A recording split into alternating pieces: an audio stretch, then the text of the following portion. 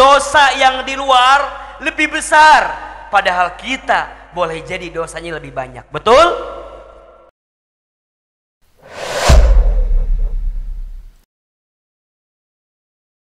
Jadi saat kita putus asa dengan ampunan Allah, dosa atau tidak? Dosa. Makanya mohon maaf ya, Allah itu ampunannya lebih luas, lebih besar dibanding dengan dosa-dosa kita. Tetapi ingat, jangan karena Allah maha pengampun Ustaz, Allah maha pemaaf, udah bikin dosa aja dulu. Jangan. Itu dosa yang kelima tuh. Menyepelekan dosa karena kita menganggap kalau Allah maha pengampun. Na'udzubillahi min. Berarti apa? Kalau tahu kita bikin dosa, tahu salah, segera bertaubat, minta ampun kepada Allah Subhanahu. Maka orang yang spiritualnya meningkat, dia lebih tenang. Kenapa? Karena hidupnya hanya sibuk dengan perbaikan dalam dirinya. Evaluasi diri. Kalau bahasa ininya apa? Muhasabah. Apa? Mohon izin ya. Apa yang membuat kita sibuk dengan aib dan dosa orang lain? Apa kira-kira? Halo? Ibu-ibu tah biasa nama tah. Apa yang membuat kita sering sibuk dengan aib dan dosa orang lain? Jawabannya karena kita jarang dan tidak muhasabah diri. Betul apa enggak? Karena kita tidak pernah mengevaluasi diri. Betul apa enggak? Seakan-akan, mohon izin, mohon maaf, dosa yang di luar lebih besar, padahal kita boleh jadi dosanya lebih banyak. Betul? Ada bahasa begini, apa tuh? Semut di ujung apa? Semut di ujung lautan kelihatan, gajah di pelupuk mata kelewatan, kan begitu kan? Kenapa? Karena kita sibuk dengan kesalahan orang lain. Salah satunya karena kita jarang mengevaluasi diri, alias gampangnya jarang minta ampun kepada. Makanya mohon maaf ya, kalau bapak ibu nanya nih sama Ahilman nih, kira-kira saya teh doa apa lagi ya? Udah semua doa saya minta, kira-kira doa apa lagi? Kalau kita pusing, udah banyakin doa minta ampun aja. Kan kadang-kadang, Ustadz, saya minta apa lagi ya? Udah minta nih semua Ustadz.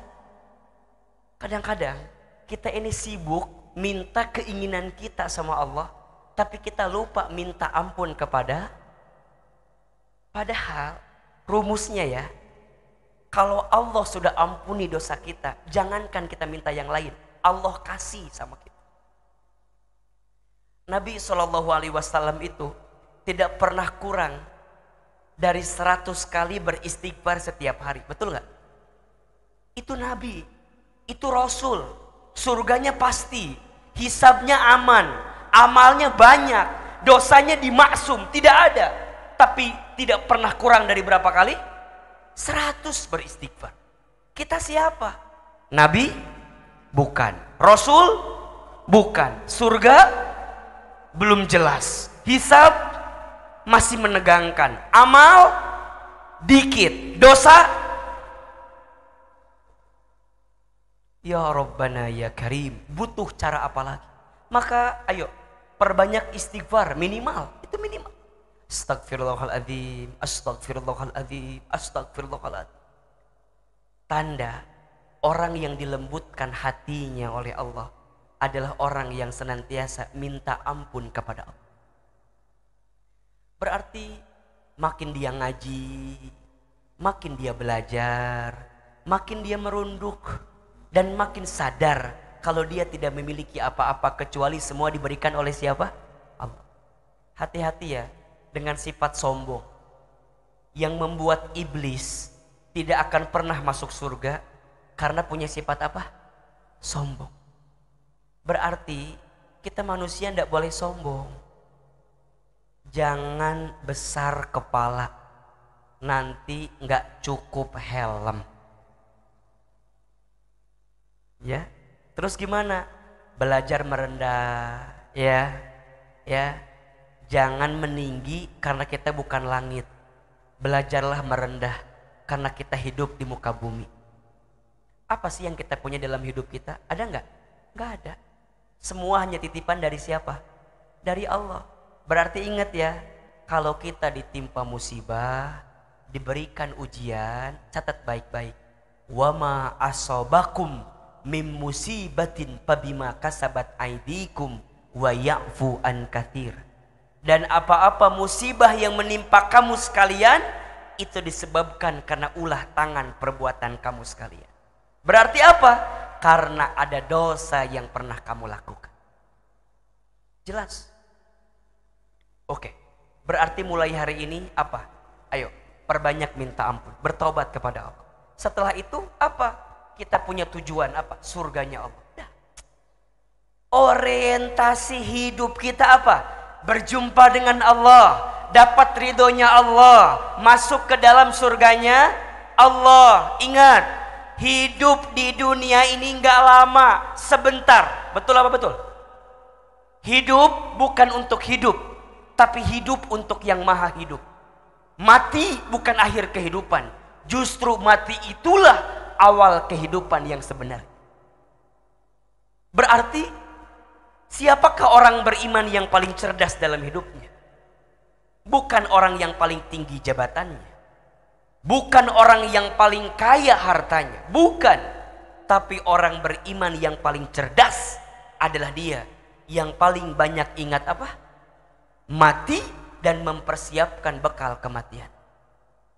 Berarti selama dia hidup apa sibuknya? Nyiapin bekal.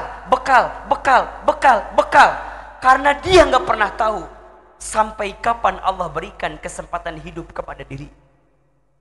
Mohon maaf, ada atau tidak sahabat kita, saudara kita, tetangga kita yang tahun lalu masih ketemu Ramadan sama kita, Ramadan tahun ini nggak ketemu lagi sama kita? Ada apa nggak? Banyak atau sedikit? Banyak. Boleh jadi kita pun demikian. Kemarin kita diberikan kesempatan Ramadan, belum tentu tahun depan kita bertemu lagi dengan Ramadan. Berarti apa, Hilman? Selama kita diberikan kesempatan hidup, jangan sia-siakan. Kecuali kita punya orientasi kebaikan dalam hidup kita. Apa? Ingin ridhonya Allah, ingin surganya. Kalau hidup kita udah begitu tuh, udah nikmat. Tolong catat baik-baik ya. Yang membuat hidup kita tidak akan pernah mendapatkan kebahagiaan apa? Karena hidup kita orientasinya hanya sebatas urusan dunia. Ibu bapak, dunia ini makin dicari makin capek. Betul apa enggak? Capek enggak sih? Capek. Tapi Ustadz gimana? Enggak usah nyari dunia. Bukan enggak usah nyari dunia. Silahkan cari dunia, tapi dunia itu jadi wasilah untuk mendapatkan apa? Akhirat. Itu poinnya. Jadi bukan gak boleh nyari dunia, kata siapa? Boleh. Tapi jadikan dunia untuk wasilah mendapatkan urusan apa? Akhirat. Berarti sekarang mohon maaf, kalau dunia gak dapat jangan stres. Kalau dunia gak dapat jangan frustasi. Karena ini hanya apa? Hanya alat. Hanya alat. Berarti masih ada alat lain atau tidak? Masih. Ini pentingnya hidup nih. Orientasi kita kudu karena Allah. Ingin ridhonya Allah, masuk surganya Allah. Itu. Berarti saat dia bisnis gak akan sikut kiri sikut kanan. Kenapa? Zalim, nipu orang, haram hukumnya. Percuma dia dapat, tapi hilang keberkahan.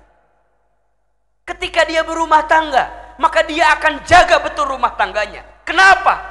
Bukan semata-mata tentang cinta antar pasangan di rumah tangga, tapi tentang pertanggungjawaban di hadapan Allah Subhanahu wa ta'ala. Saat dia diberikan amanah, diberikan kedudukan, diberikan posisi, bukan tentang jabatannya, tapi tentang manfaat yang bisa diberikan selama dia menjabat dalam kehidupannya. Itu poin.